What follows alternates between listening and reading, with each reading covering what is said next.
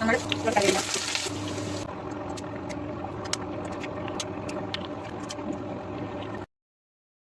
Hi, സായിസ് ഡയറീസിലേക്ക് എല്ലാവർക്കും സ്വാഗതം.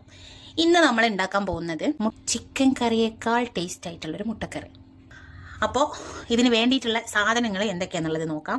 ഞാനിവിടെ എടുത്തിരിക്കുന്നത് 5 മുട്ടയാണ്. പിന്നെ വലിയ സവാള ഉണ്ടെങ്കിൽ 2 എണ്ണം മതി. വലിയ തക്കാളി ആണെങ്കിൽ ഒരു 3 എണ്ണം, 2 പച്ചമുളക്.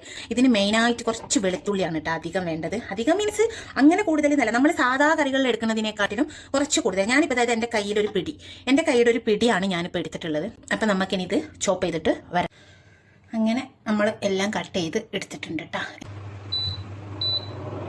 നമുക്ക് ഓയിൽ ഒരു 2-3 ടേബിൾ സ്പൂൺ ഓയിൽ ഒഴിച്ച് കൊടുക്കുക. ഇപ്പം നന്നായിട്ട് എണ്ണ ചൂടായിട്ടുണ്ട്.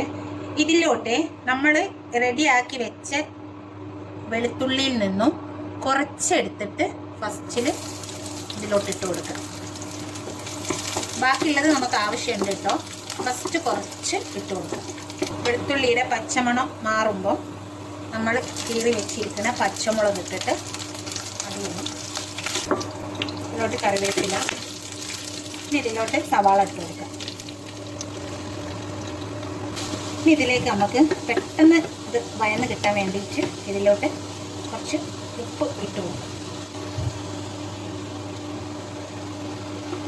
നിങ്ങൾക്ക് ഇഞ്ചി ഇടാൻ താല്പര്യം ഉണ്ടെങ്കിൽ നിങ്ങൾക്ക് ഇഞ്ചി, ഞാൻ ഫസ്റ്റിൽ വെളുത്തുള്ളി ഇട്ടില്ലേ, അതിൻ്റെ കൂടെ ഇഞ്ചി ഇട്ട് കൊടുക്കാവുന്നതാണ് കേട്ടോ. ഇപ്പോൾ ഉള്ളി അത്യാവശ്യം വയന്ന് വന്നിട്ടുണ്ട്. ഇനി നമുക്ക് ബാക്കി വെച്ചിരുന്ന ആ ഒരു വെളുത്തുള്ളിയില്ലേ, അത് ഇതിലോട്ട് ഇട്ട് കൊടുക്കാം. എന്നിട്ട് ഈ വെളുത്തുള്ളിയുടെ ആ പച്ചമണം പോകുന്നത് വരെ ഒന്നും കൂടെ നമുക്ക് നന്നായിട്ട് ഇളക്കി കൊടുക്കാം. ഇനി നമുക്ക് ഇതിലോട്ട് തക്കാളി ഇട്ട് കൊടുക്കാം. ഒരു 1/4 ടീസ്പൂണ് മഞ്ഞൾപ്പൊടി. ഞാൻ യൂസ് ചെയ്യുന്നത് ഈ ഒരു ടീസ്പൂണാണ് കേട്ടോ. ഇതിന് 1 ടീസ്പൂൺ ഇട്ടു. ഒരു 1.5-1.25 ടീസ്പൂൺ. ഇതിലോട്ട് നമുക്ക് കുറച്ച് മല്ലിപ്പൊടി ഇട്ട് കൊടുക്കാം കേട്ടോ. വളരെ കുറച്ചേ മല്ലിപ്പൊടി ഞാൻ ഇടുന്നുള്ളൂ. കാരണം മല്ലിപ്പൊടി ഇടാതെയാണ് കേട്ടോ ഇതിന് നല്ല ടേസ്റ്റ്. നമ്മളെ പൊടിയുടെ പച്ച വാസന എല്ലാം പോയി, പൊടിയെല്ലാം നല്ല സെറ്റായി വന്നിട്ടുണ്ട്. ഇനി നമുക്ക് ഇതിലോട്ട് ആവശ്യത്തിനുള്ള വെള്ളം ഒഴിച്ചു കൊടുക്കാം. ഇനി നമുക്ക് ഇതിലോട്ട് മുട്ട ചേർക്കാം.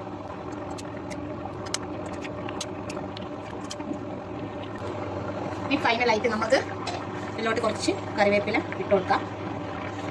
അത് കഴിഞ്ഞിട്ട് കുറച്ച് പച്ച വെളിച്ചെണ്ണ ഒഴിച്ചു കൊടുക്കാം. അപ്പോൾ നമ്മുടെ കറി അടിപൊളിയായിട്ട് റെഡി ആയിട്ടുണ്ട്.